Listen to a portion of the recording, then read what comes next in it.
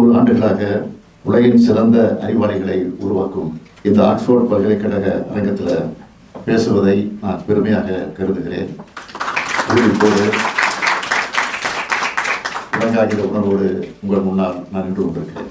இங்கே நான் தமிழ்நாட்டினுடைய முதலமைச்சர், தெற்காசிய அரசியலை புரட்டி போட்ட இயக்கமான திமுக கழகத்துடைய தலைவர் என்ற தகுதியோடு மட்டுமல்ல, பெரியாருடைய பேரன் என்கிற இந்த கம்பீரத்தோடு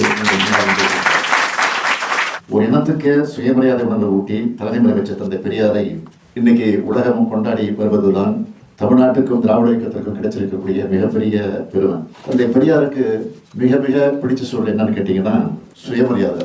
ஒரு மனிதனுக்கு சுயமரியாதை இனத்தை ஊட்டிட்டா அவன் வெற்றி பெற்றுடுவான்னு சொன்னார்.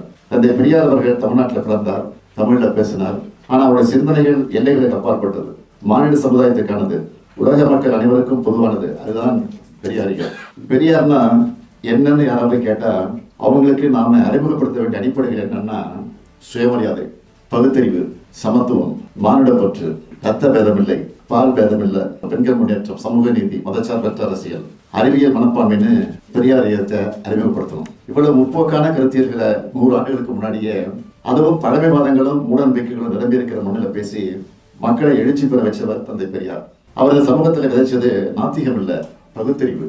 நம்ம மண்ணில் வாழ்ந்த மனிதர்களை மானமும் அறிவும் உள்ள சுயமரியாதை மிக்க மக்களாகத்தான் அவர் ஓயாமல் உழைச்சார். பெரியாரின் இந்த சாதனைகள் எல்லாம் ஆயுதம் தாங்காத புரட்சிகள், ரத்தம் சிந்தாத புரட்சிகள். அவருடைய சீர்திருத்த கொள்கைகள் எல்லாம் சட்டங்களாக இருந்த பார்த்த பெருமை பெரியாருக்கே உண்டானது. சமூக நீதி கொள்கையை தமிழ்நாடு மட்டும் இல்ல, இந்தியா முழுமைக்கான கொள்கையா இந்திய அரசியலமைப்பு சட்டத்தில் இடம்பெற வச்சவர் தந்தை பெரியார்.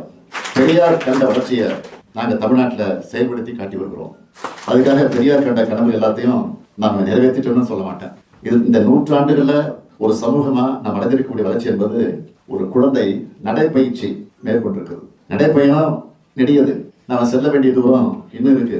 இந்த பயணத்துல ஏற்படக்கூடிய தேக்கங்களை, தேவையற்ற இடைஞ்சல்களை, பழைய குளறுபடிகளை நாம ஒதுக்கணும். போலி பெருமைகளை சிக்கி மறுபடியும் பின்னோக்கி போயிடக்கூடாது. நம்ம பின்னோக்கி எடுக்க அத்தனை விதமான தந்திரங்களையும் மேற்கொள்வாங்க. கொஞ்சம் ஏமாந்தாலும் நம்முடைய அத்தனை உழைப்பும் கேள்விக்குறியாகிடும். சாதி வேறுபாடுகளையும் ஏற்றத்தாழ்வுகளையும் முற்றிலுமாக விளக்குகிற பயணத்தோட பல்வேறு படிநிலைகளை நாம் படிப்படியா தாண்டி வரணும். இதுக்கான முயற்சிகள்ல திராவிட முன்னேற்ற கழகமும் நம்ம திராவிட மாடல் அரசும் தொடர்ந்து பயணிக்குது.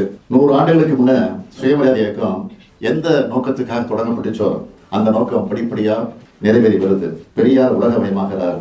உலகம் மானுடத்தன்மையை மதிப்பதாக மாறட்டும்.